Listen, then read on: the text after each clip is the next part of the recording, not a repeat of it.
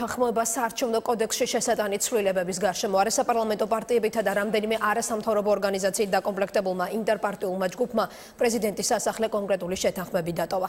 მხარეები შეთანხმდნენ, რომ საარჩევნო კანონმდებლობის შესაძლებლად უახლოეს პერიოდში სხვადასხვა პოლიტიკური ძალის მონაწილეობით კონფერენცია ჩატარდება.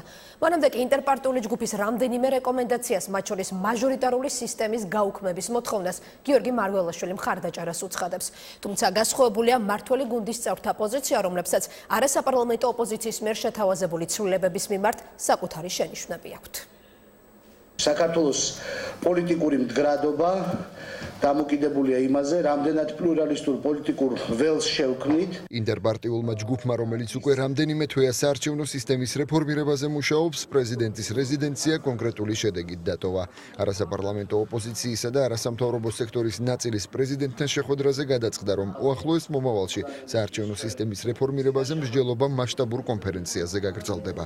დაგეგმილი ცვლილებების მომზადებაში კი პრეზიდენტი აქტიურად ჩაერთვება. საარჩევნო სისტემაც უნდა შეიცვალოს ისე, რომ პოლიტიკური პლურალიზმი პარლამენტში იყოს უზრუნველყოფილი უკეთ. უახლოეს პერიოდში საქართველოს პრეზიდენტი უზრუნველყოფს კონფერენციის გამართვას, რომელიც ამ საკითხებთან დაკავშირებით საზოგადოების და პოლიტიკური მოთამაშეების კონსოლიდაციას მოემსახურება. ინტერპარტიული ჯგუფი პრეზიდენტის პოზიციას მიესალმება და აღმასრულებელ ხელისუფლებას შემხედრი ნაბიჯების გადადგმისკენ მოუწოდებს. პრეზიდენტმა, როგორც ქვეყნის მეთაურმა, პროცესში არათუ ჩართულობის სურვილი გამოთქვა, არამედ მან აღნიშნა, რომ მოიწვევა დიდი საერთაშორისო კონფერენცია, ფაქტიურად პროცესს უხელმძღვანელებს ქვეყნის მეთაური. ეს არის უპირველესად ქართული ოცნების დღევანდელი მმართველი კოალიციის დაპირება, წინა საარჩევნო დაპირება, რომ საქართველოს უნდა მიიღოს მრავალპარტიული პოლიტიკური სპექტრი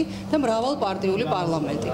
დღეს ამას ითხოვს ყველა გარდა ხელისუფლებისა. აღმასრულებელი ხელისუფლების წევრთა უმრავლესობა თანხმდება, რომ საარჩევნო სისტემა რეფორმირებას დაჭიროებს, თუმცა ისინი ინტერპარტიული ჯგუფის მიერ შეთავაზებულ პროექტს არ ეთანხმებიან. მაჟორიტარების სისტემა კი არ გაუქმდეს, არამედ პირველ რიგში წარმომადგენლობითობის პრობლემა აღმოიფხვრას. გულისხმობ შემდეგს, არ შეიძლება საქართველოს პარლამენტში მესტიასაც და ნაძალადებსაც ყავდეს თითო წარმომადგენელი. 11 პოლიტიკურმა პარტიამ, დამოუკიდებელ ექსპერტთა კლუბის წევრებმა და არასამთავრობო ორგანიზაციებმა სამოქალაქო თანხმობის მემორანდუმი შეიმუშავეს.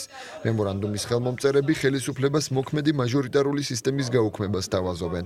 დოკუმენტის მთავარი მიზანი ისეთი საარჩევნო სისტემის შექმნა, რომელმაც ამომრჩეველთა ხმების პროპორციულად ასახვა, ქალთა წარმომადგენლობის გაზრდა, საერთო ეროვნული და ადგილობრივი წარმომადგენლობა უნდა უზრუნველყოს.